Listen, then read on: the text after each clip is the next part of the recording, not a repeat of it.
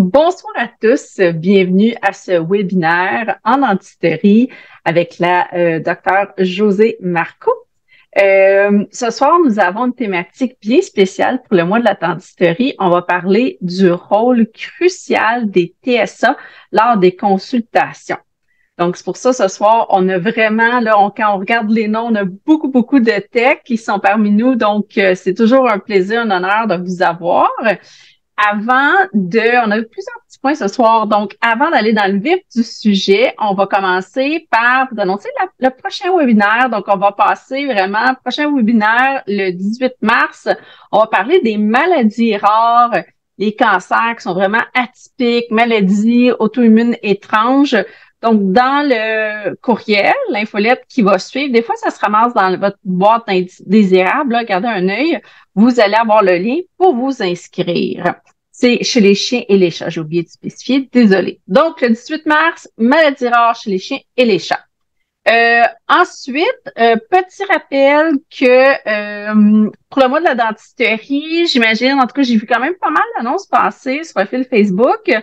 Si vous faites plus de cas et vous avez besoin du support de Josée à distance, je tiens à, des fois, étant donné qu'on a beaucoup de textes ce soir, là, à vous spécifier qu'il y a deux tarifs. En fait, il y a deux services qui peuvent vous aider à distance. Josée offre de la téléconsultation. Donc, ça, c'est quand vous avez besoin un peu là, de son aide pour un diagnostic, un plan d'action.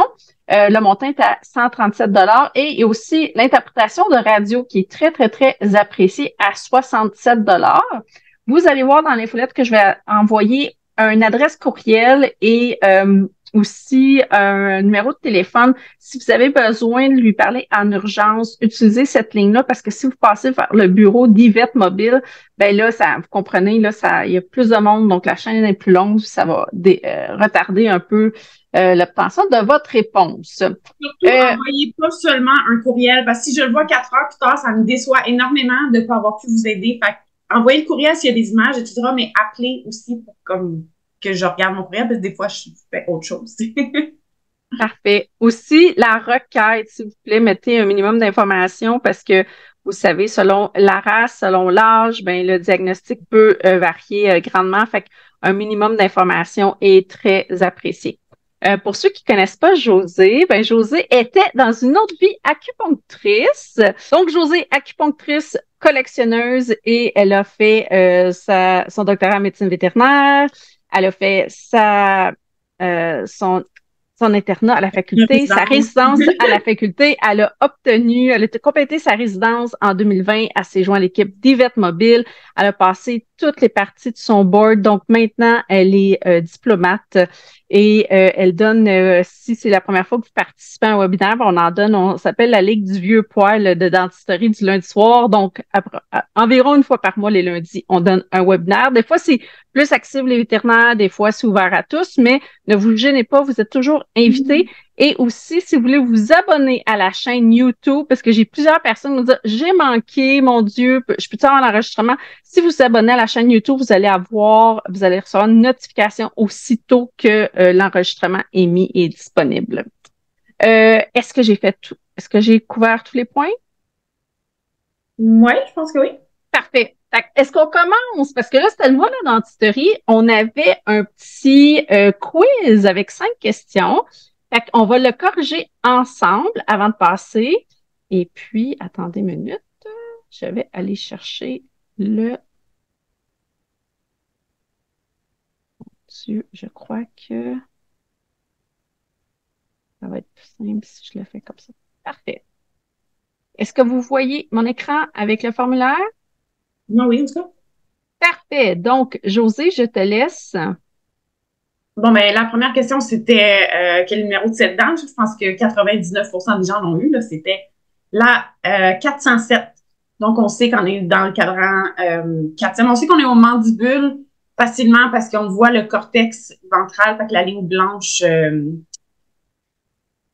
pas blanche foncée, là, quand je parle en radio, je suis comme toute à l'envers dans mes adjectifs, là, mais la ligne plus blanche dans le bas de l'os, qui est le cortex, qui est seulement existant au mandibule. Puis on a aussi de l'espace vide, en fait, qui correspond à l'espace entre les deux mandibules, ce qu'on n'a jamais quand on est au maxillaire parce que la truffe est très grande, donc on verrait jamais d'espace vide. Fait qu'on sait qu'on est au mandibule. Puis, suffit soit de regarder le nombre de racines des dents qui sont à l'écran. Donc, on a une petite dent à une racine qui est complètement à droite. Mais en fait, on a le restant de la canine qu'on voit.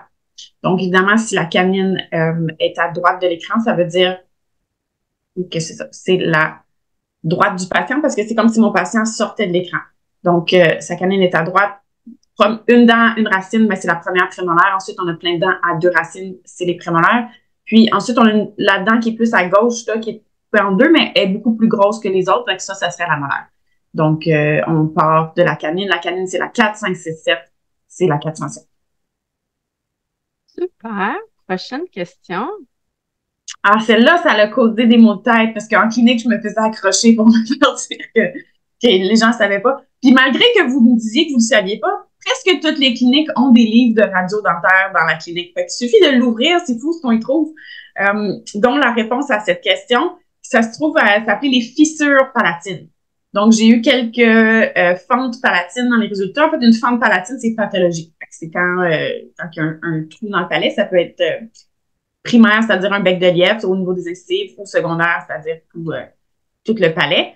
Mais ça, ce sont des structures normales. Ça s'appelle les fissures palatines, en anglais palatine fissures.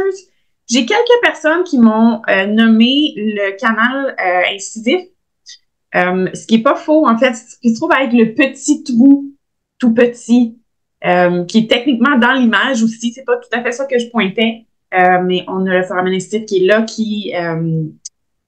il y a un petit canal, dans le fond, qui connecte l'organe voméronasal à la papille incisive, qui est l'espèce de bosse qu'on a. Ben, on l'a aussi, même si on n'a pas d'organe de Jacobson, mais la bosse qu'il y a derrière le palais. Mais c'était pas ça que je voulais montrer, c'était les fissures palatines. Puis les fissures palatines servent aussi de repère quand on prend des radiographies, à savoir si on est au maxillaire ou au mandibule, parce que les fissures palatines se retrouvent juste au maxillaire. Est-ce que ça peut correspondre au complexe palatin?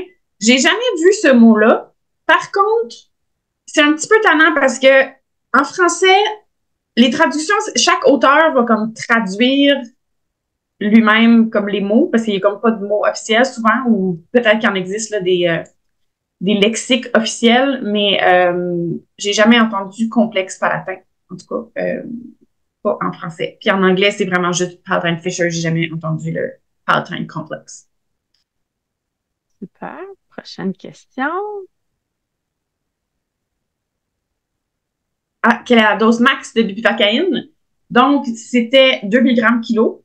Je sais qu'il y a certains auteurs qui écrivent 1, donc j'ai toléré le 1, mais le 2, c'est quand même la réponse là, qui est la plus frappante, la plupart de vous le saviez. Fait qu'on a la dose toxique qui est 4, puis la dose maximale, fait que c'est la dose à laquelle on va se rendre quand on fait nos blocs, ben c'est 2. De quel type de résorption s'agit-il?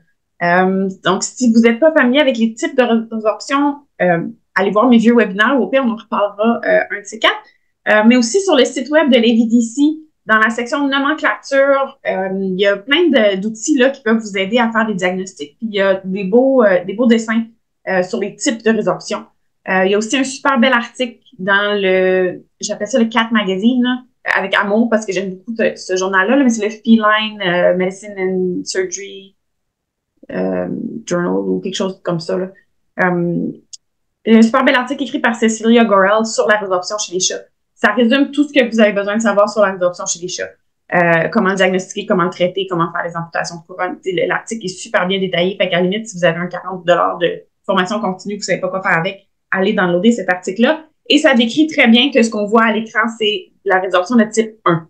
C'est-à-dire les petites bouchées qui sont prises dans la dent, alors qu'on voit encore très bien le ligament parodontal, c'est du type 1. Et ça, je crois que c'est la dernière, ouais. Oui.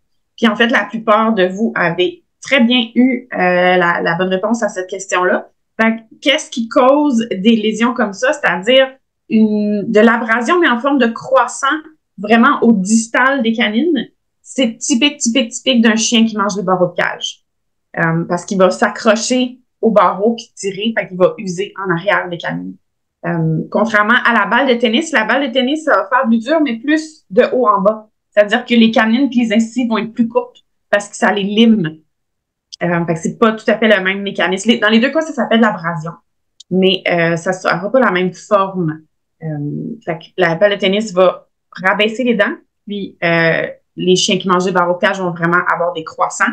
Faut faire attention parce que des fois, même si la dent n'est pas fracturée encore, il peut avoir exposé sa pulpe au distal de la canine. Là. Fait que c'est important de vérifier quand on est en consultation.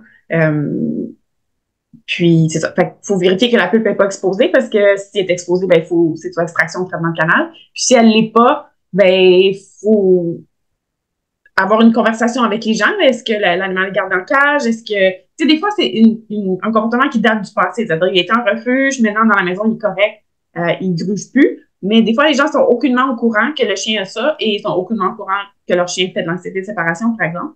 Donc, ça peut être une belle fenêtre là, pour améliorer la vie du patient. T'sais, on a toutes là, des iPads, etc. Là. Fait que, c'est facile de prendre une vidéo de notre animal à la maison pour voir ça. Puis, si on veut prévenir la fracture de ces dents-là, en général, ça va être de mettre des couronnes pour aller comme vraiment combler le vide qui existe. Super. Alors, comme vous voyez voir, nous avons eu 39 participations. Merci beaucoup. On a mis les bonnes réponses, on a filtré toutes les bonnes réponses et on a fait un tirage. Et l'heureuse gagnante est Geneviève Paré. Donc, je ne sais pas, je n'ai pas vérifié si elle est parmi nous, de la clinique vétérinaire des Cantons à Farnham. Donc, l'équipe se mérite une présentation, une formation d'une demi-journée. Donc, dans leur clinique, leur équipe, ils vont avoir une formation sur le positionnement, comment optimiser le positionnement lors de prise de radiographie dentaire. C'est bien ça?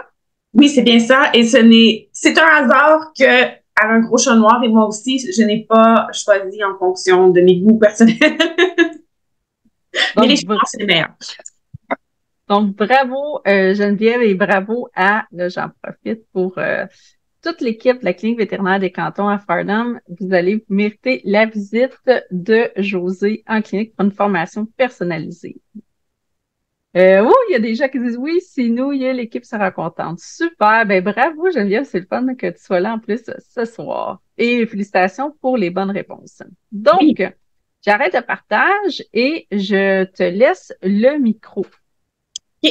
Donc, je vais expliquer un petit peu les questions, dans le fond, qu'on me pose à moi le plus fréquemment et un peu les réponses que je suggère ou des pistes peut-être de solutions pour que vous répondiez aux questions. Mais étant donné qu'il y a plein de textes ce soir, n'hésitez pas à me poser des questions qui vous embêtent en clinique ou que vous ne savez pas quoi répondre aux gens. Ça va vous faire vraiment plaisir donc d'y répondre. Je vais commencer par une démo très, très, très, très complète du brossage de dents, de comment brosser les dents chez un patient. Évidemment que vous allez probablement pas faire un speech aussi long que ça quand vous allez avoir un client en face de vous, mais au moins vous aurez l'information, puis à la limite, soit si le client pose des questions ou si vous avez un client qui est particulièrement attentionné et qui veut en savoir plus, ben, vous aurez l'information là, pour expliquer aux gens en détail là, comment brosser les dents du patient. Ça reste que le brossage de dents est est la chose la plus payante et de loin que le propriétaire peut faire pour améliorer la santé orale de son animal. Oui, il y a les bousses dentaires, oui, il y a les additifs dans l'eau, oui, on les déterre, on fait plein de choses, mais le brossage de dents, c'est vraiment ce qu'il y a de optimal. Évidemment, nous, on se brosse les dents.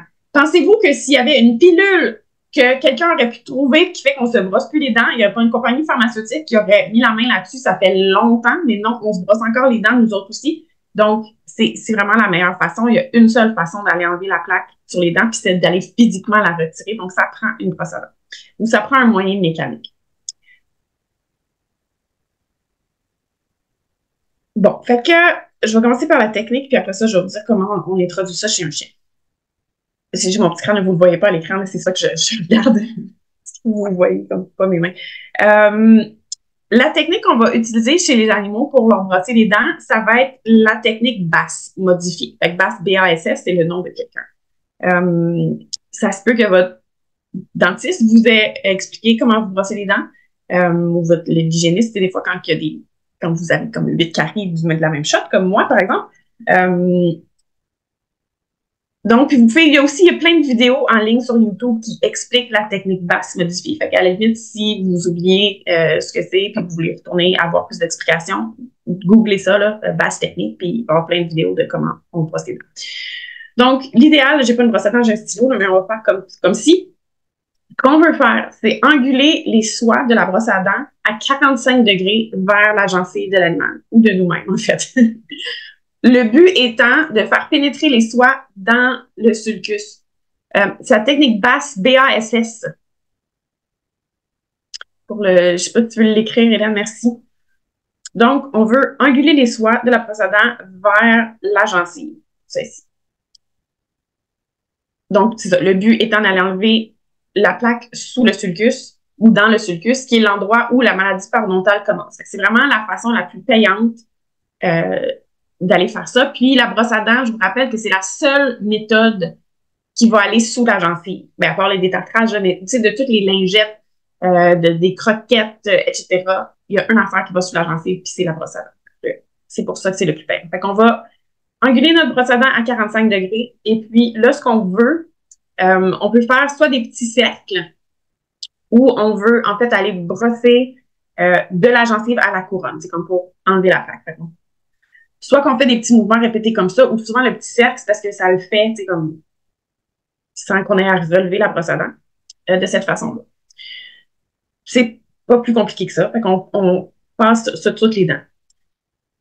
Une chose qui est intéressante à savoir, c'est si on a un patient, un client qui est vraiment attentionné puis qui veut en faire un petit peu plus, là, la mâchoire, je vais essayer de me mettre vis-à-vis la caméra.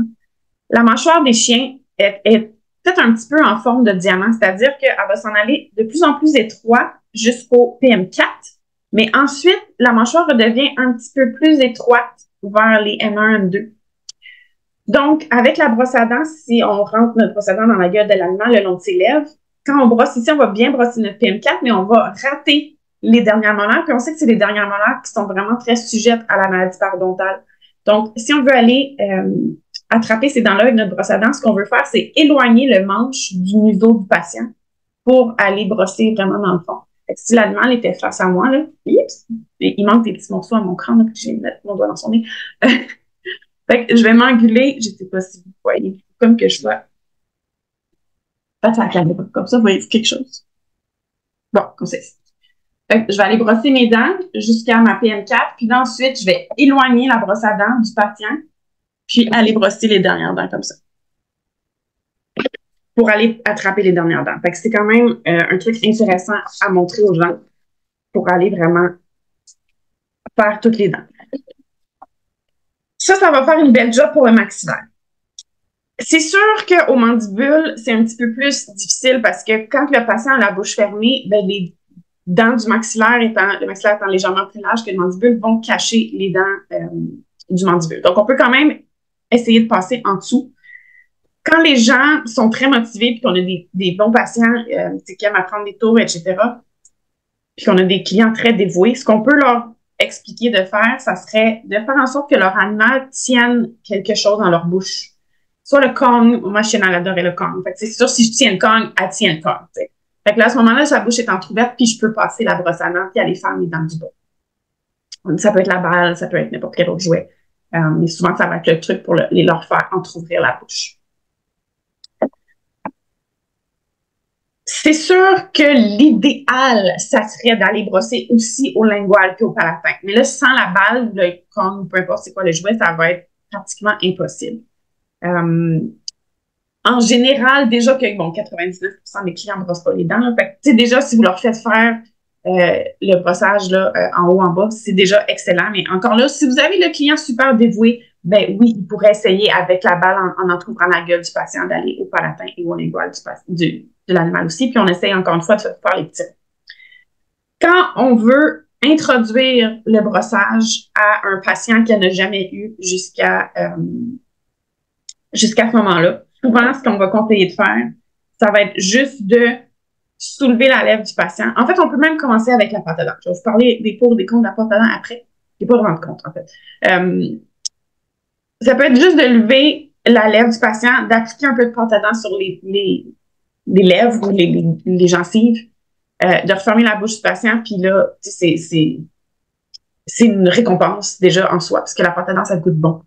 Puis ça peut être juste ça, mettons les premiers degrés pour habituer le patient à se faire manipuler la bouche. Ça peut être aussi de mettre de la pâte à dents sur la brosse à dents puis de lui laisser lécher la brosse à dents parce qu'il va s'habituer à la sensation de la brosse à dents. Parce qu'on sait que c'est comme un peu bizarre. Là. Pour eux autres, ils n'ont pas vraiment de comparatif à cette petite brossette-là. Pour les habituer. Fait qu'on commence avec juste, on met la pâte à dents dans la bouche, on les habitue à avoir nos doigts dans leur bouche, on les habitue à la brosse à dents en les laissant lécher la brosse à dents.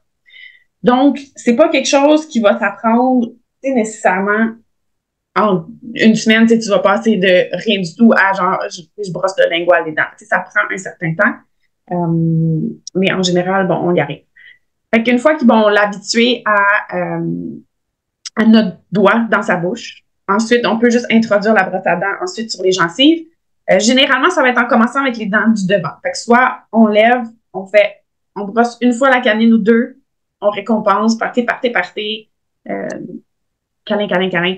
Puis, on va tranquillement, on augmente, dans le fond, le nombre de dents qu'on fait à tous les jours, puis la durée de notre brossage jusqu'à ce que le patient, jusqu'à ce qu'on réussisse à faire sa bouche. Fait que souvent, ça va être le devant pour commencer, puis incisive un petit peu, les canines, puis là, ben, tranquillement, on avance vers l'arrière, puis là, ben, tranquillement, en éloignant la brosse à dents, on est capable d'aller faire les dents du fond. Fait qu'on a toutes ces étapes-là à faire avant de se rendre à un brossage qui est complet. Mais une fois que le patient est habitué, ça va vraiment bien. Puis c'est une interaction avec vous. C'est sûr qu'ils aiment ça. C'est qu'ils vont vouloir ça. La fréquence à laquelle on recommande le brossage de dents, c'est vraiment à tous les jours parce que la plaque se minéralise intacte après 24 heures. Donc, il faut vraiment l'enlever avant qu'il se minéralise. L'autre affaire, c'est que c'est vraiment plus facile d'y penser quand on le fait à tous les jours. Fait qu'il y a aussi un point de vue client, là, de l'introduire dans la routine, c'est soit avant d'aller faire la dernière marche du soir. Souvent, c'est quand le client se brosse les dents, il va brosser les dents du chien aussi. Ça peut être n'importe quel moment de la journée, mais plus que ça va être rentré dans la routine, moins que le client va l'oublier. Puis plus que le chien va attendre son moment pour se faire brosser les dents. J'ai plein de gens qui ont introduit le brossage puis qui me disent « Ah, mais là, quand je me brosse les dents, mon chien est à côté, là, puis là, il attend là, de se faire brosser les dents là, parce que c'est son petit moment d'interaction, il va aimer ça. » Donc, de le faire à tous les jours, médicalement, il y a une raison, mais aussi une raison comme comportementale. Là. On va moins oublier, puis le chien va s'habituer, puis il va le demander. Oh, on a ici une question qui est là depuis quelques minutes. Est-ce qu'une brosse électrique peut être recommandée? En fait, premièrement, vous devriez toujours prendre une brosse à soie douce, un peu comme nous, en fait. On ne prend pas les soies dures, là, ça, c'est pour récurer des choses. C'est pas pour notre bouche. Fait que toujours à soie douce. Je voudrais prendre une brosse à dents qui est appropriée avec la taille de l'animal. Fait que si on a un chien, mettons 20 kilos et plus, là, une brosse à dents d'humain, ça fait la job. Si on a des plus petits patients, on peut aller dans les brosses à dents pour enfants.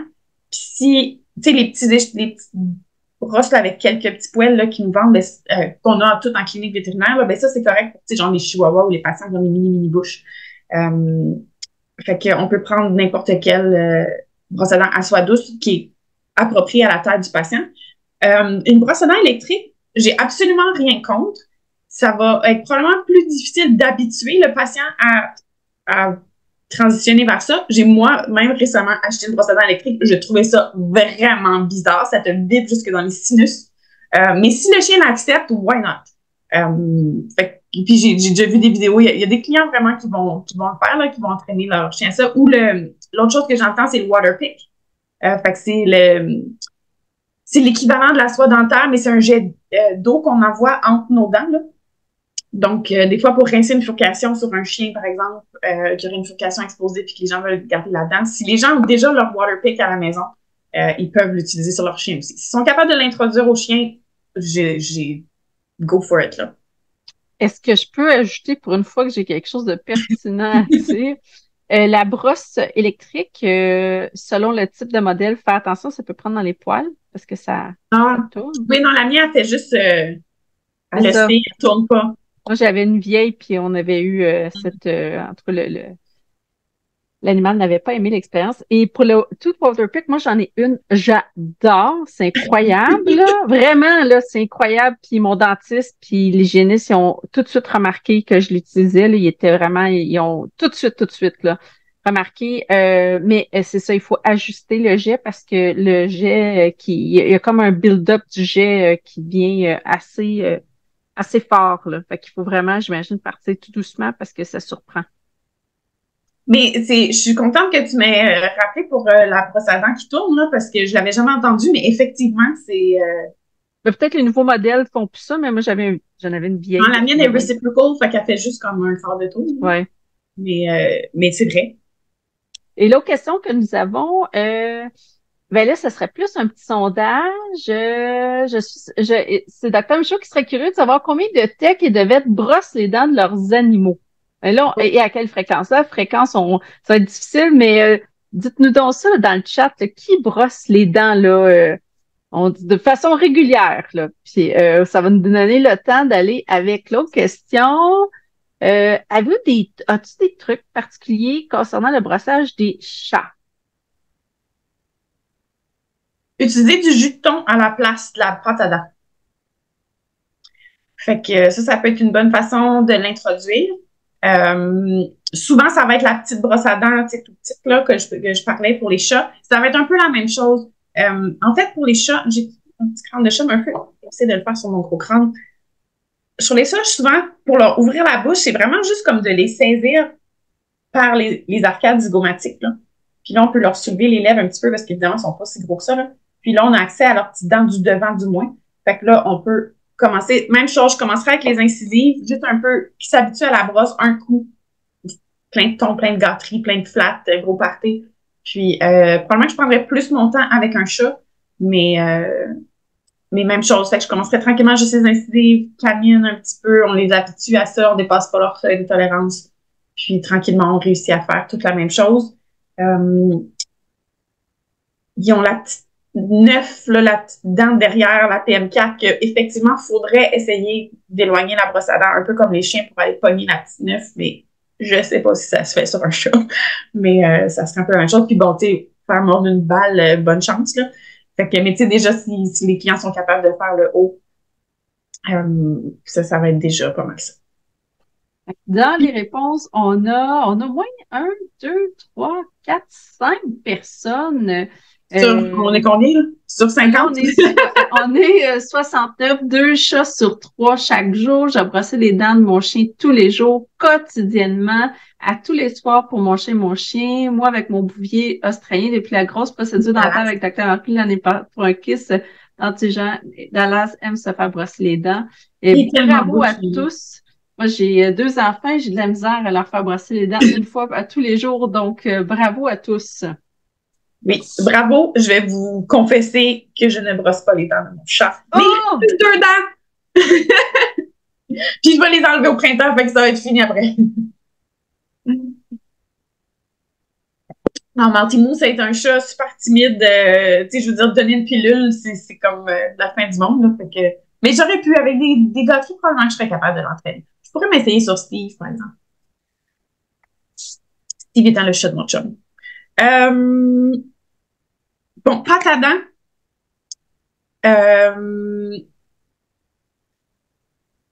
C'est la brosse à dents qui fait la grosse majorité du travail. Okay? Fait que si, pour une raison quelconque, vous n'avez pas envie d'utiliser de la pâte à dents, c'est pas grave. Parce que la brosse à dents fait toute la job, ou presque. Fait que la pâte à dents va servir à 3 choses.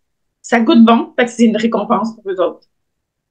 C'est légèrement abrasif, fait que ça va un petit peu aider là, le mouvement, le geste de retirer la plaque. D'aider l'action mécanique de la brosse à dents. Et puis, la troisième chose, c'est que c'est enzymatique. Fait que ça va aider à lier le calcium, avoir un petit peu moins de tape dans la bouche. Il y a sûrement des trucs antibactériens, anti-inflammatoires, etc. dedans. Fait que ça a ces ingrédients-là. Mais si les animaux sont allergiques, il y a des pâtes à dents qui sont hypo. C'est celle à la vanille et menthe, je crois, qu'il n'y a pas de poulet ou même de saveur de poulet, il n'y a pas quoi que ce soit là-dedans. Fait que ça existe, mais si le chien n'aime pas ça ou si vous trouvez que ça fait le bordel puis que vous n'avez pas envie d'avoir de la pâte à dents partout, vous avez no problem, là, vous pouvez ne pas l'utiliser. C'est la brosse à dents qui est vraiment le plus payant dans toutes les affaires que vous pouvez possiblement faire pour améliorer la bouche de votre patient. Moi, je dis aux gens, vous allez littéralement sauver des milliers de dollars si vous brossez les dents de votre animal. Comme, no question about it. Je veux juste revenir avant de passer aux questions. Petite chose à faire, attention. Si vous avez un patient qui brosse, un client qui brosse les dents à son patient, c'est votre patient, il ne faut surtout pas abandonner les détartrages annuels pour plusieurs raisons. Puis je vous explique. Premièrement, vous allez soulever la lèvre du patient en clinique pour faire « Hey, c'est donc bien beau! » Il n'y a pas vraiment besoin d'être détartré. Grosse erreur. Parce que entre les dents et au palatin et au lingual, souvent, les clients ne sont pas capables d'y aller. Et donc, il va y avoir la maladie parodontale qui va s'installer à ces endroits-là. Puis, on ne le voit pas à l'examen parce que c'est du côté du palais. On n'a pas vraiment une bonne vue de ça. Donc, si vous allez leur déplacer d'une couple d'années, puis là, vous finissez par en avoir un petit peu, vous allez dire, OK, on va y aller, on prend les radios, on fait des sondages et des poches de 10 partout, il faut enlever genre 25 dents dans ce patient-là. Les clients, ils sont à terre. Okay? Ils sont tellement déçus, ils ont mis beaucoup de temps et d'efforts dans la bouche de leur animal, tout ça pour se faire dire que ça finit en extraction. C'est vraiment plate pour eux autres. Fait qu'il faut leur dire que s'ils brossent les dents, ça va éliminer les chances d'avoir des extractions, mais ça ne va pas, ils vont pas se sauver de l'anesthésie générale et du détartrage. Au contraire. Par contre, vous pouvez leur expliquer que leur détartrage, puis l'anesthésie va être beaucoup plus courte. Si on fait juste un petit détartrage, il va être réveillé peut-être en 1 heure à place d'avoir comme 4 heures d'extraction. Mais il faut pas qu'ils passent l'exercice dans leur tête de dire « Ah, si je brosse les dents, j'ai pas besoin d'aller en détartrage. » C'est pas du tout ça pour la santé du patient. C'est complètement inexact. Mais il faut pas nous-mêmes se faire prendre au piège en disant « Ah, ben j'ai pas besoin de le recommander parce que sa bouche est super belle. » Fait que on fait pas ça. Je l'ai vécu plusieurs fois. Patient, tu sais, 7-8 ans, puis les clients brossent, ça a l'air beau, mais finalement, t'enlèves un paquet de dents, puis les gens, ils ont mis vraiment beaucoup d'efforts, là, puis finalement, ça a comme rien donné. Donc, le détartrage est quand même de mise 1 fois par année pour tous les patients. Peut-être que si vous voyez ce client-là régulièrement, vous allez pouvoir le distancer au 16 mois ou 18 mois. Mais de dire je ne détartrerai plus jamais, là, c'est une grosse erreur. On a une question ici. Est-ce que les lingettes Vétradent, c'est comme ça qu'on prononce? Oui, Vétradent. Sont aussi efficaces qu'un brossage de dents avec la brosse? Non, pour la simple et bonne raison que ça va pas sous la gencive dans le sulcus comme les soies de la brosse à dents. Par contre, si les gens sont pas capables de brosser et que il y a rien à faire pour ce patient-là avec les soies, c'est beaucoup mieux que rien, OK? Fait que c'est quand même abrasif, la texture des lingettes, fait qu'ils peuvent quand même enlever une bonne partie de la plaque sur les couronnes, c'est juste que ça va pas dans le sulcus. Mais c'est sûr que s'ils sont pas capables de brosser, je vais quand même fortement les encourager à utiliser les lingettes. Mais est-ce que c'est aussi bon? Non. Parfait, on n'a pas d'autres questions pour l'instant. Okay. Plusieurs personnes nous partagent leur expérience de brassage avec leur animal. OK. J'ai-tu d'autres choses à dire sur le brossage? Je pense que j'ai fait le tour. Ce serait comme 20 minutes que je parle juste de brossage. Je pense que c'est ça. Il y a des alternatives. Bon, parfait. On était fait des notes. Fait que oui, je dirais que mon deuxième choix, c'est pas mal les lingettes, en fait. Fait que c'est comme mon next best thing, parce que c'est abrasif, parce que mécaniquement, on a une action. Donc, ils peuvent mettre de la pâte à dents aussi. Fait que on est quand même capable de faire ça, mais parce que ça va pas dans le sulcus, un petit peu moins bon. La nourriture dentaire, quand même très intéressant. Ça fonctionne de 3 façons. Fait que ça a la forme de la croquette et la texture de la croquette, donc va forcer le chien à croquer. C'est pas des croquettes qui vont éclater comme les croquettes sèches quand l'animal va mordre dedans. Fait qu'il faut vraiment qu'il les mâchonne. C'est sûr que ça va nettoyer principalement les dents avec lesquelles il croque. Je suis pas sûre que sa PM1 va être vraiment comme bénéficier des croquettes dentaires, mais en fait, peut-être un petit peu parce que, encore une fois, c'est enzymatique. Ça va lier le calcium, le phosphore, etc., pour qu'il y ait moins de minéraux donc dans la bouche du patient à ce moment-là. C'est sûr que le reste de la journée, sa salive va faire quand même du calcium, mais ça va faire un petit peu moins de tarte. Puis, il y a d'autres ingrédients, donc c'est ça qui vont attendrir, ou disons, le tarte, ou pour faire en sorte là, que le brossage après ça va être plus efficace. Fait que, nourriture dentaire, quand même, excellent choix, excellente chose à conseiller. Donc, si vous avez, en fait, n'importe quel patient qui a aucun problème de santé, on pourrait lui recommander la nourriture dentaire, parce que tous les patients ont des dents normalement. Puis, surtout chez les petits patients, on sait à quel point c'est un problème, la maladie parodontale. Là, fait que si vous n'avez pas de restriction, on le met sur dentaire. Souvent, je vais avoir la question, est-ce qu'on peut mélanger des croquettes dentaires avec une autre diète? Évidemment, pas du hypo, parce que d'être un petit peu hypo, ça sert à rien, mais on pourrait-tu lui donner comme un peu de gastro avec un peu de croquettes dentaires ou un peu de, je sais pas, un peu d'esto avec un peu de dentaire? Ce que les représentants vont dire, c'est que non, on n'aura pas le bénéfice autant de mélanger des croquettes parce que tous les tests qui sont faits pour mesurer l'efficacité des croquettes vont être faits sur quand la diète est à 100% ça. Fait qu'on ne sait pas qu'est-ce que ça donne de le mélanger. Je pense que pour l'avoir essayé, il y a plein de gens qui semblent dire que ça a quand même un bel effet quand même, là, même si tu le mélanges avec d'autres choses. Si tu veux le mélanger avec du JD ou avec autre chose. Mais bon, en théorie, on sait un petit peu moins l'efficacité quand c'est mélangé. Fait que dans l'ordre, brossage de dents, ensuite, je dirais lingette, nourriture. Sinon, on a les additifs dans l'eau, comme le Healthy Mouth, des choses comme ça. Donc ça va avoir aussi l'effet chélateur de calcium pour un petit peu empêcher le tact de se former. Puis, il va y avoir aussi des ingrédients qui vont nuire à l'adhésion de la plaque sur les dents. Fait qu'on appelle ça la pellicule. C'est comme les premières bactéries qui vont aller s'accrocher sur les dents quand les dents sont propres. C'est des bactéries qui sont pas nécessairement pathogènes, qui sont pas méchantes, mais elles vont permettre, c'est comme le mortier, puis les autres briques, les autres pathologies qui vont venir, les autres bactéries vont se mettre par-dessus.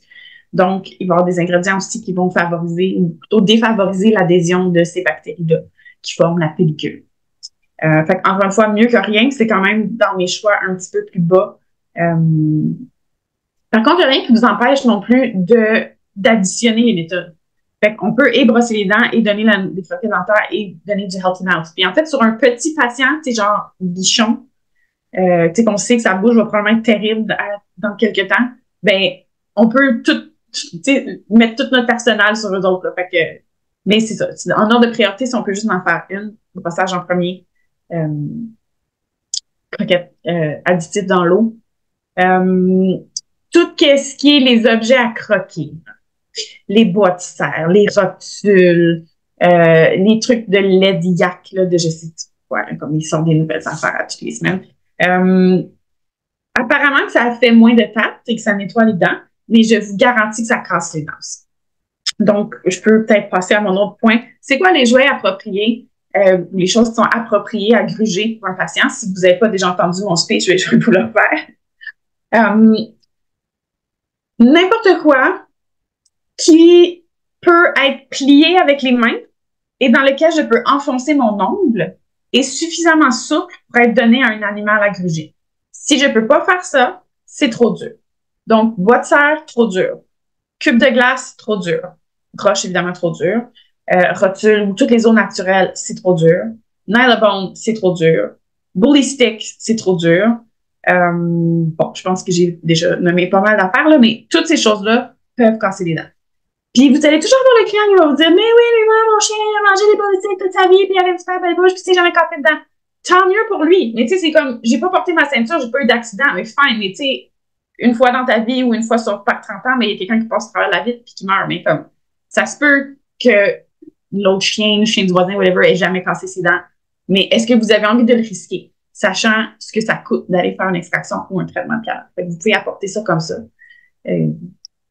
Oui, ça se peut qu'il ait mangé des os toute sa vie puis qu'il n'ait pas cassé.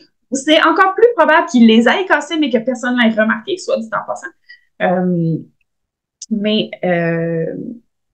C'est ça. Fait que c'est ça les jouets qu'on peut offrir.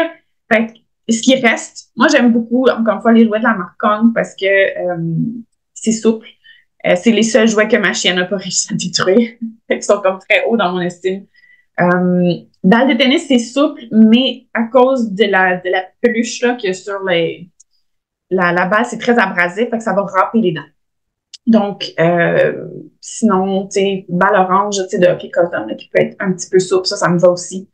Ben, les peluches, c'est une bonne idée, si vous n'avez pas peur des corps étrangers puis que l'animal, tu sais, dissèque le toutou.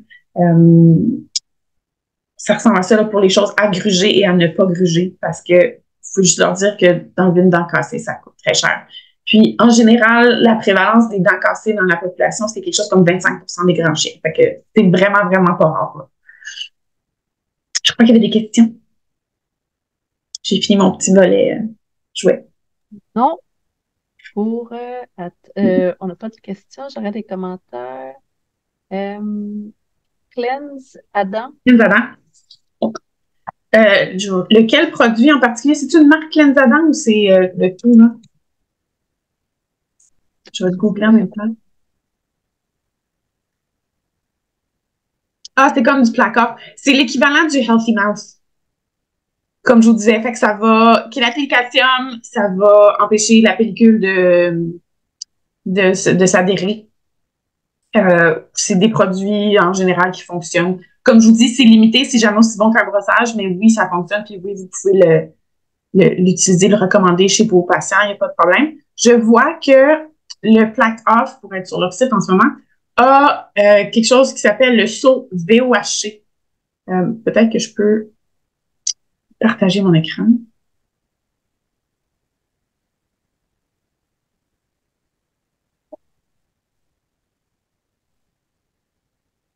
Ça ici. Fait que le Veterinary Oral Health Council, accepted. Donc, ça, si vous ne connaissez pas ça, c'est un saut, c'est un organisme qui va... C'est le VOHC? Oui. C'est une des questions. Est-ce qu'on peut se fier au VOHC? Oui, vous pouvez vous fier au VOHC. Fait que le VOHC va accepter les produits qui vont soumettre, je crois que c'est 2 études minimum qui montrent que ça diminue soit la quantité de plaques ou de tartes. Je pense que c'est d'au moins 15%. Il faudrait que je vérifie c'est quoi. On pourrait aller voir le site là pour voir c'est quoi le cut-off exactement. C'est difficile pour les compagnies d'avoir le saut VOHC. En général, quand ça l'a, c'est un bon produit. Par contre, il y a beaucoup de bons produits qui ne l'ont pas. Fait qu'il faut pas se dire que parce qu'un produit ne l'a pas, ça vaut rien. C'est probablement qu'ils n'ont pas assez d'études indépendantes ou pour soumettre parce que les compagnies ne veulent pas nécessairement engager des gens pour faire des études sur leur truc. Là. Fait que, ils vont choisir les ingrédients, etc. Ils vont les mettre ensemble, ils vont créer un produit sans nécessairement toujours faire une étude, par exemple, qui va arriver à obtenir le saut, mais ça ne veut pas dire que le produit ne fonctionne pas. Fait, en général, quand le produit est là, on est content. Fait que oui, vous pouvez les recommander parfaitement. Faut aussi savoir que c'est ça, le cut-off, c'est comme 15, je me sens c'est à peu près ça, 15% de réduction de la plaque ou du tartre. Fait que c'est pas non plus des produits miracles, là. Fait que, un patient qui brosse pas les dents puis qui utilise le Cleanse à dents, est-ce qu'on peut tout est beau pour ce patient-là, on n'a plus besoin de faire de tartrage, c'est vraiment loin de là. Mais oui, le groupe, là, le VOHC fait quand même un travail, là, un bon travail puis un travail complet. Vous pouvez aller sur leur site du VOHC puis il y a une liste de tous les produits qui sont approuvés. Fait à l'inverse, à place de chercher des produits pour vous demander si c'est approuvé, vous pouvez juste aller sur VOHC puis voir tout ce qui est approuvé, si vous voulez faire, si vous voulez commander des nouveaux produits dans votre clinique, par exemple. Là. Mais tu sais, il peut y avoir, par exemple, un produit Greenies qui va être approuvé, puis ils n'ont pas fait l'exercice de le faire approuver pour tous les autres, mais tu sais, à un moment donné, s'ils ont les mêmes ingrédients et la même texture, ben, tu sais, on se doute que les autres produits marchent aussi. Là. Fait que c'est pour ça que je vous dis, faites juste attention. C'est pas parce qu'il l'a pas que c'est pas bon. La question maintenant, peux-tu répéter qu'est-ce que tu utilises comme jouet pour ton chien? Les Kong, K-O-N-G. Seule balle qu'elle n'a pas détruite. Elle l'a eu pendant des années. Puis c'est mou, fait que c'est pour ça que je les aime. Ils se défont pas. Je sais que j'ai des gens qui m'ont dit que leur chien les avait défaites, là, mais mon pitbull les a pas défaites en disant. Autre question, le produit Bassi Plus les os en cuir. Les os en cuir, ben, premièrement, on sait tous, il y a des risques qui s'étouffent avec, là, fait qu'il faut qu'ils soient supervisés, etc. C'est comme au début, quand il est sec et que le chien commence à croquer, ça peut être risqué parce qu'à ce moment-là, non, on ne peut pas rentrer notre ongle dedans. Mais à partir du moment où c'est un petit peu plus imbibé, ben là, ça devient plus mou. Fait que c'est comme un... Il peut.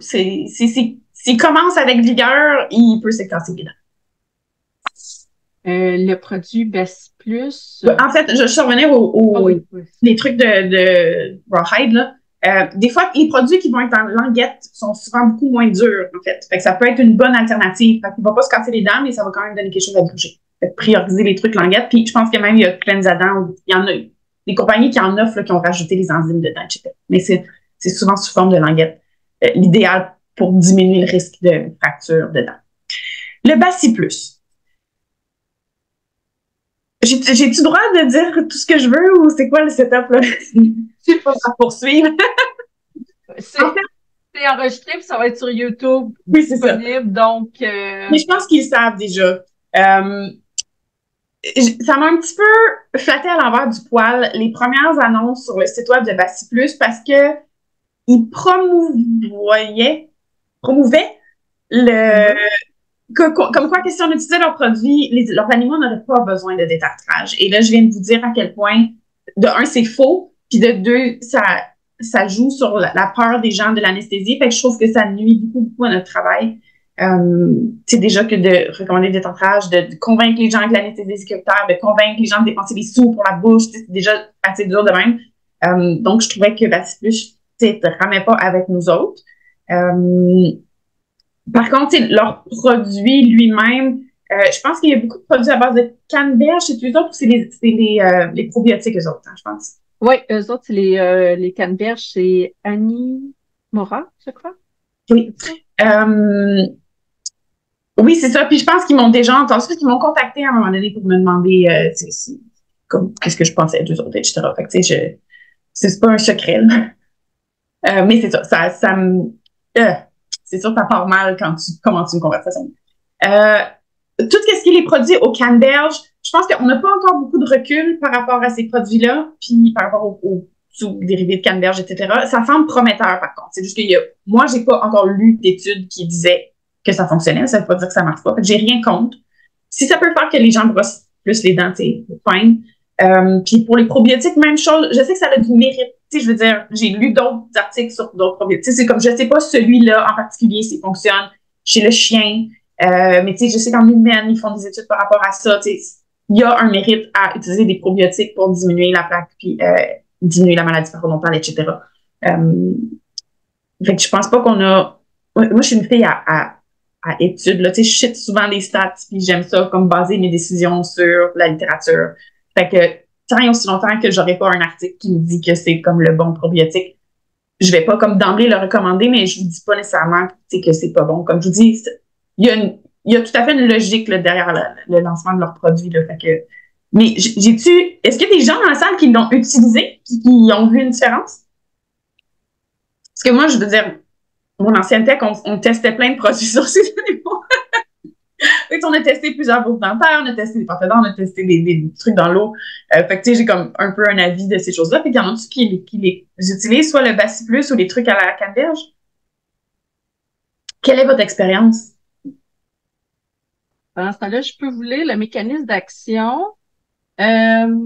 Bucoplus, c'est en anglais. 10 days neutralize insoluble glucans. So the glue, the glue of S. mutans bacterium produce. Oui.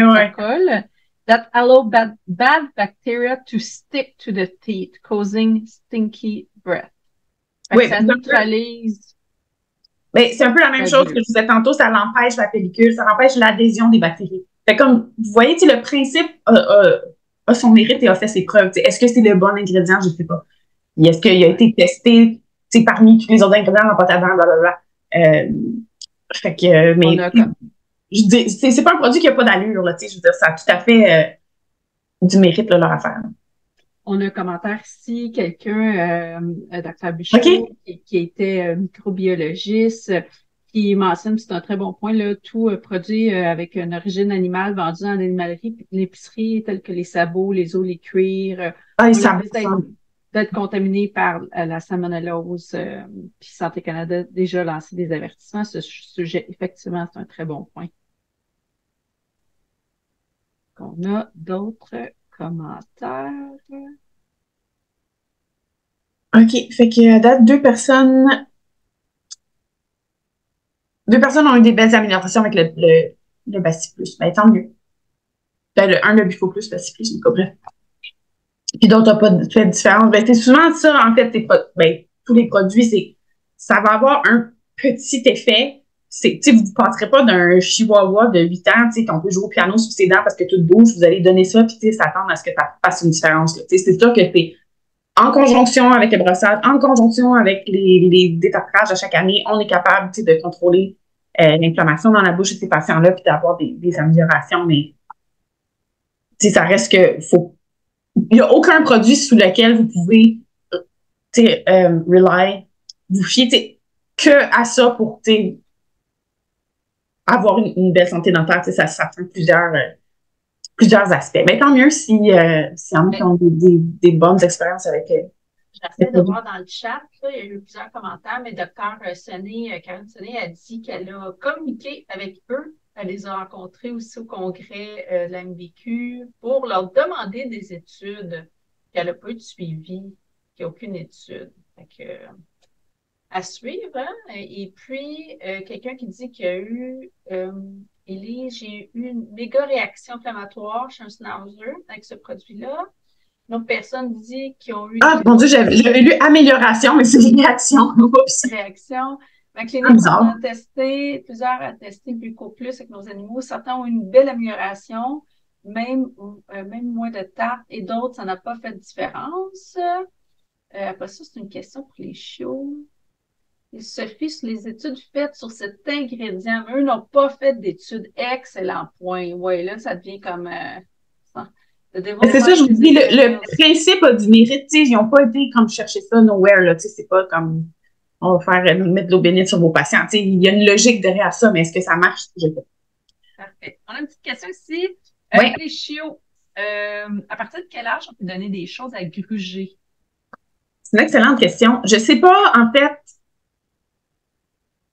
si les dents de lait sont plus fragiles d'une façon quelconque que les dents d'adultes. Mais en fait, je pense que si vous suivez le conseil de ça se plie avec les doigts et je peux mettre mon ongle dedans, je ne vois pas pourquoi ça casserait les dents d'un chiot. Fait que je pense que si ça respecte ces 2 critères-là, à mon avis, c'est ce que dents de lait ou pas. On me dit qu'on m'entend pas bien. Est-ce que vous m'entendez bien mieux, là? Moi, je t'entends bien. Parfait. J'ai augmenté. Je ne sais pas si ça fait... OK, parfait. Super. Est-ce qu'il y a d'autres questions? Là, j'essaie de passer à travers. Est-ce qu'il y a d'autres questions, commentaires?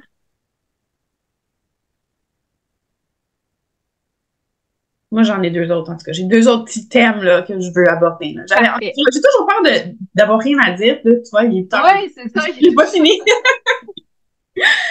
OK. Qu'est-ce qu'on répond? Je vais commencer par le plus facile.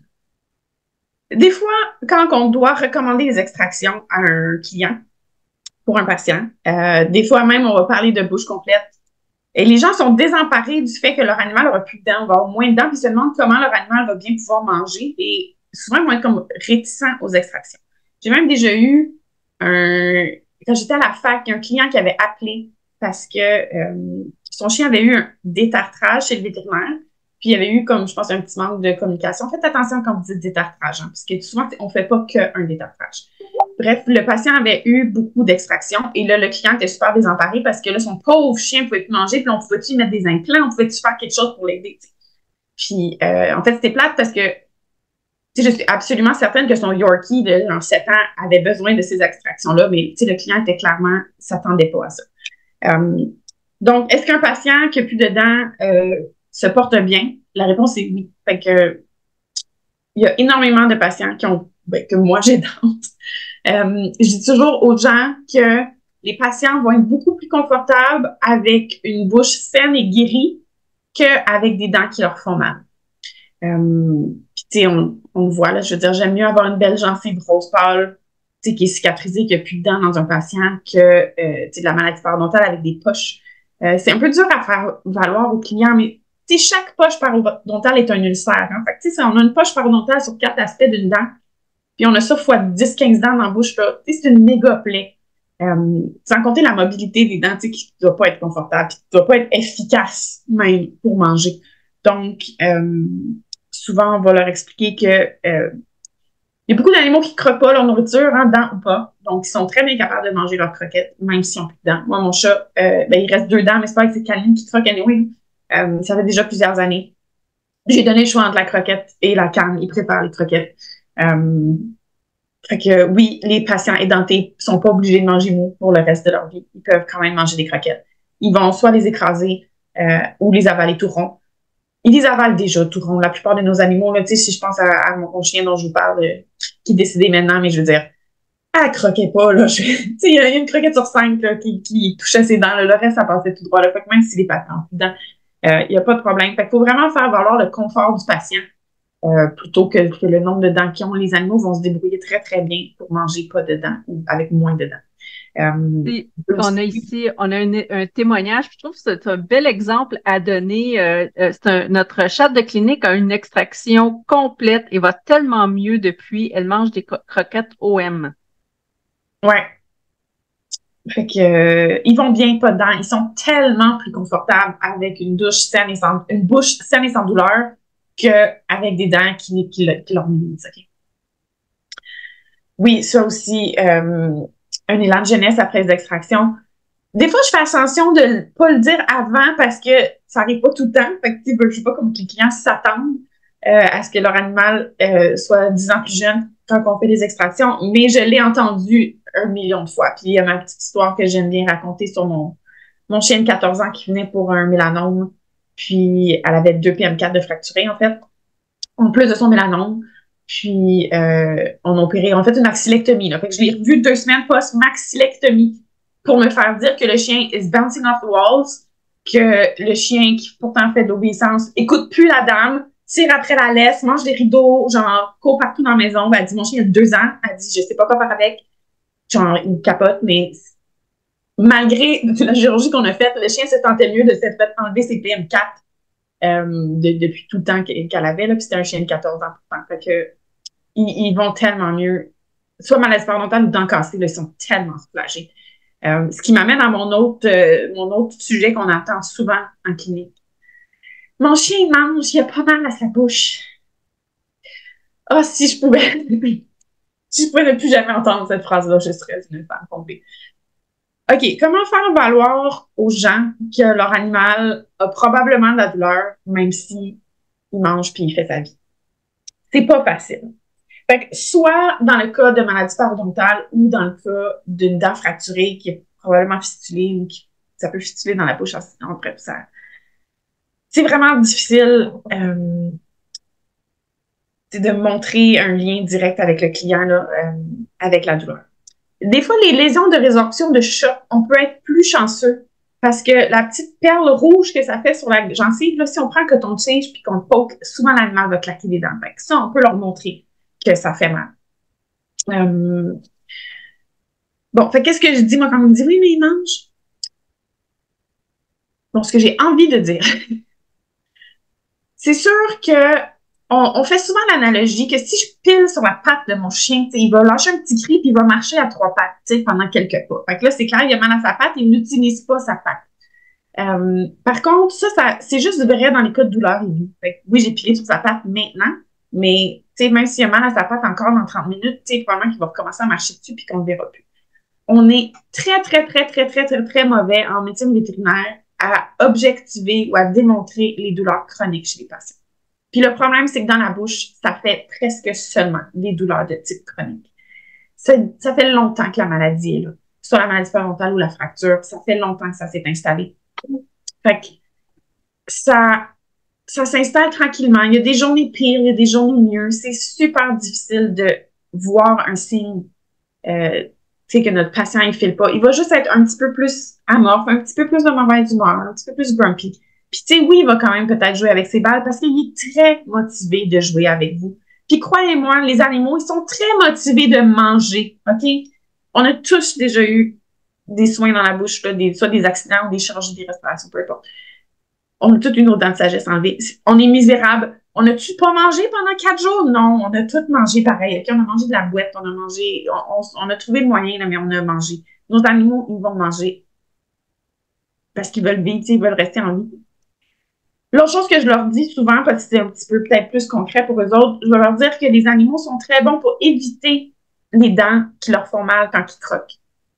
Fait que peut-être que l'animal, ils ne verront pas plus manger, mais ils ne seront pas capables de voir que, qu'ils utilisent un côté plus que l'autre. Mais on peut leur dire ça, puis c'est quelque chose qu'ils sont capables de comprendre, puisque nous-mêmes, on fait ça, dans notre bouche. On a une petite carie d'un bord, on croquait de l'autre bord, mais c'est sûr que si je vous regarde de l'extérieur, je ne vais pas dire, ah, il y a mal à sa molaire, fait que les chiens sont très bons à éviter les endroits qui leur font mal ou à avaler tout rond. Puis ça, c'est quelque chose qu'on ne peut pas voir. Fait que ça, souvent, c'est quelque chose que les clients vont comprendre un petit peu plus facilement.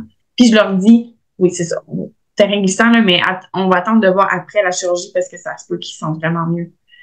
Fait que souvent, ils sont convaincus par après, mais s'ils les convainquent avant. Mais il faut juste essayer de leur faire comprendre qu'il faut un animal, c'est très, très, très motivé à manger. Puis, il faut vraiment qu'il soit en douleur extrême pour arrêter de manger à cause de leur douleur buccale. Puis, oh my God, faut pas se prendre le soufflet.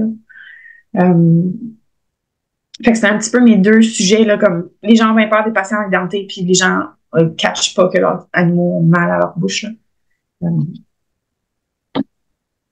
C'est mes speeches que je donne quand je peux. Y en a-tu d'autres qui ont des trucs?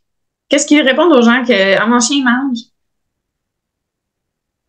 Là, on regarde.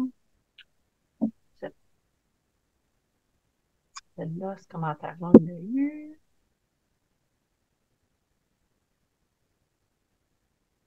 Est-ce qu'il y a d'autres commentaires, questions, des trucs?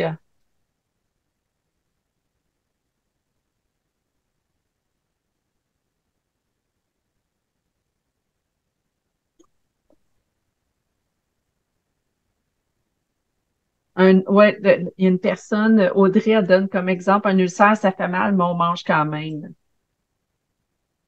Ben, c'est sûr.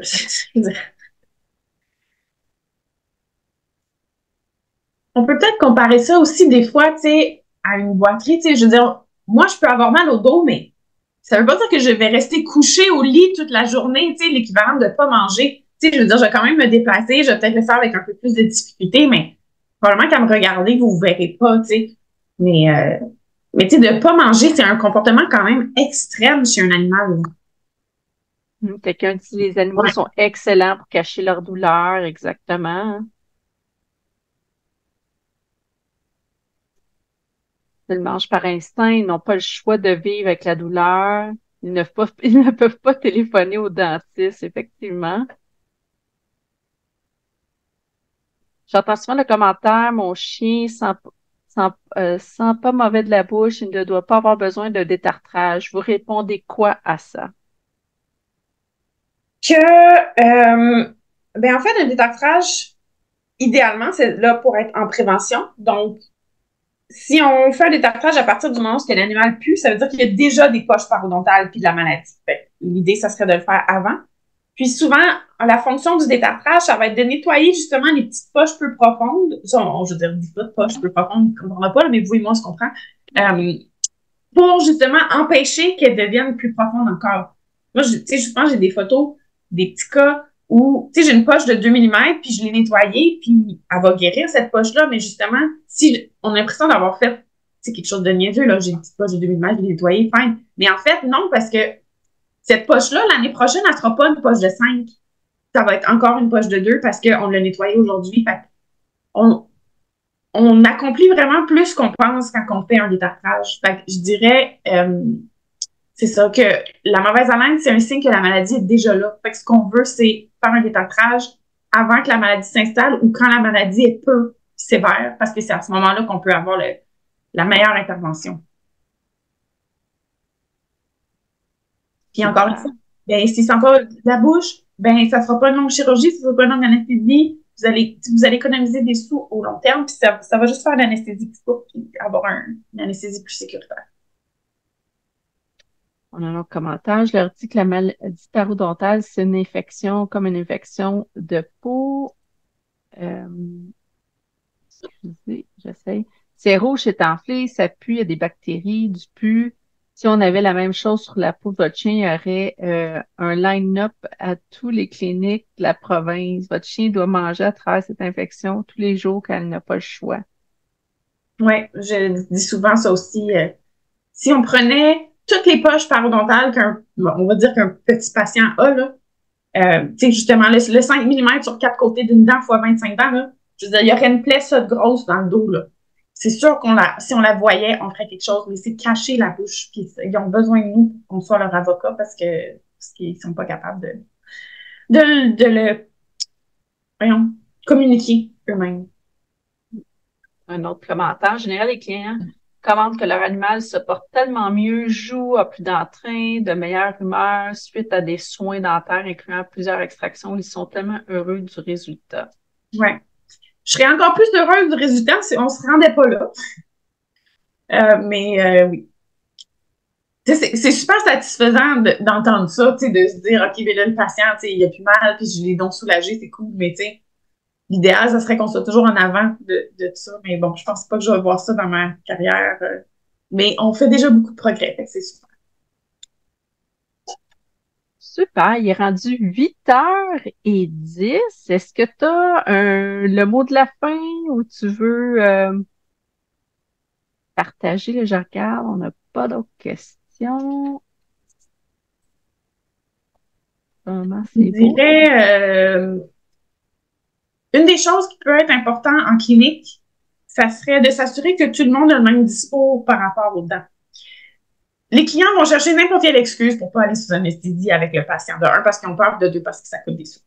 Fait il faut vraiment s'assurer que toutes les vêtements parlent de la bouche, que toutes les techs parlent de la bouche, puis que la réceptionniste aussi. Fait le vet ou la tech peut bien avoir fait un speech de 25 minutes sur les dents, puis l'autre vet va passer en arrière et va dire ben non, il n'y a pas tant de temps que ça. Ça vient de complètement démolir tous les efforts que l'autre personne a fait. Puis le client, il veut la porte de sortie. Là. Si vous y en trouverez, il va rentrer dedans, c'est sûr. Fait assurez-vous que tout le monde a le même discours, puis tout le monde accorde la même importance à la bouche dans la clinique.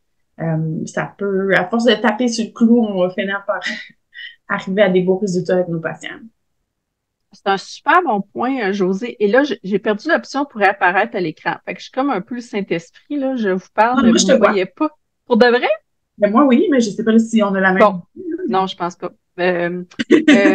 Donc, oui, c'est important que les gens s'approprient le même discours, mais dans leurs mots.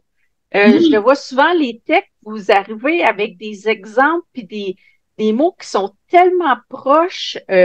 Tu sais, les vêtres, on est super bon pour expliquer côté médical, science, mais je trouve les techs, vous arrivez avec des mots, là, c'est comme, oh, ça résonne, tu sais, vous allez parler du chien blanc, vous allez parler, puis ça accroche beaucoup les gens. Fait que quand on peut chacun s'approprier un sujet de sensibilisation, mais dans ces mots-là, ça touche encore plus les gens parce qu'à un moment donné, des fois, un discours t'accroche moins, puis là, un autre, tu fais, ah, ben oui, c'est vrai.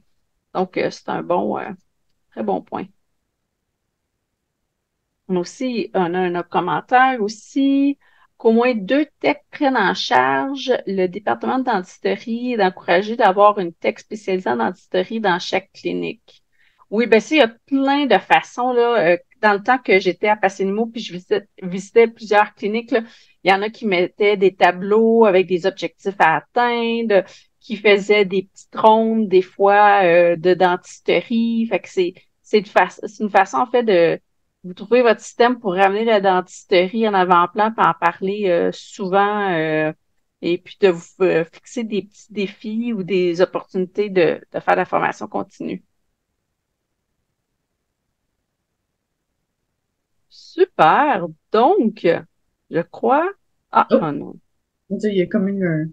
Oui, on a eu 3 questions qui sont rentrées.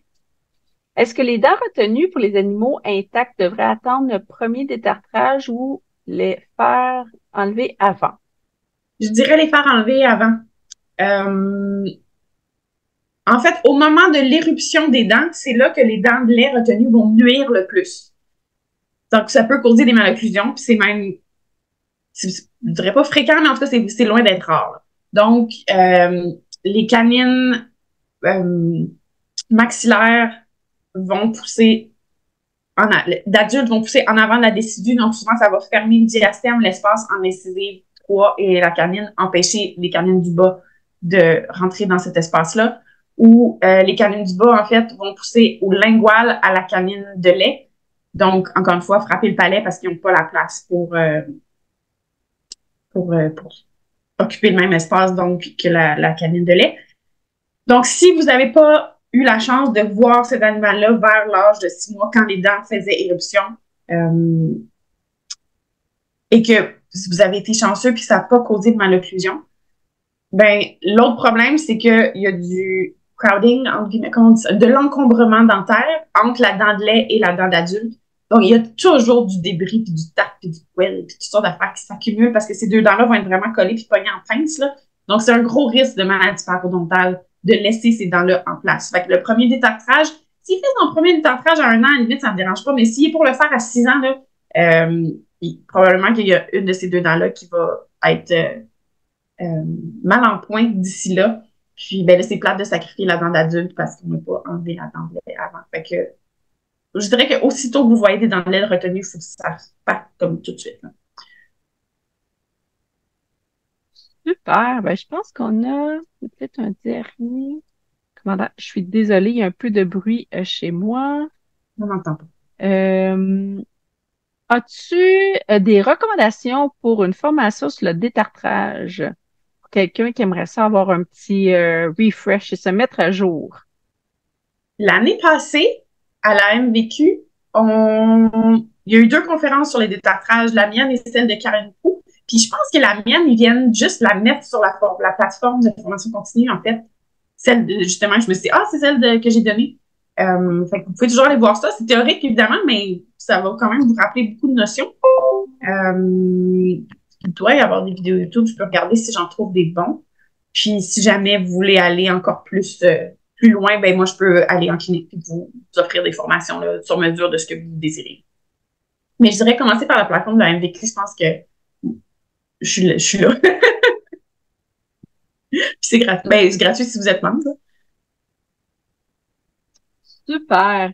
Donc, on va terminer ça parce que là, on a déjà une bonne heure. On a des merci beaucoup, des merci qui arrivent. Merci, Josée. Tu es toujours tellement généreuse de ton contenu. Tu es pratico-pratique, tu es accessible.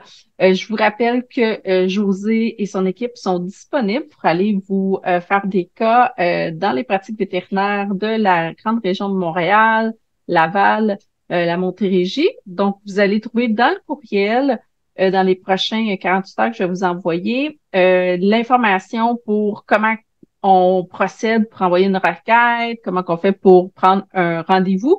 Vous allez aussi trouver toute la tarification qui est assez détaillée. Rappelle aussi que vous pouvez aussi utiliser ce service en téléconsultation et pour l'interprétation de radio. Sur ce, je vois plein de merci, encore plus de merci qui rentrent. Donc, merci beaucoup. Moi, je me vois plus à l'écran. C'est bizarre, je vois ça a disparu. Mais je tiens à vous remercier et je suis toujours impressionnée qu'un lundi soir, vous êtes toujours si nombreux au poste. Je vous souhaite une belle fin de soirée et à la prochaine. Josée, merci beaucoup et à bientôt. Bye! Bye!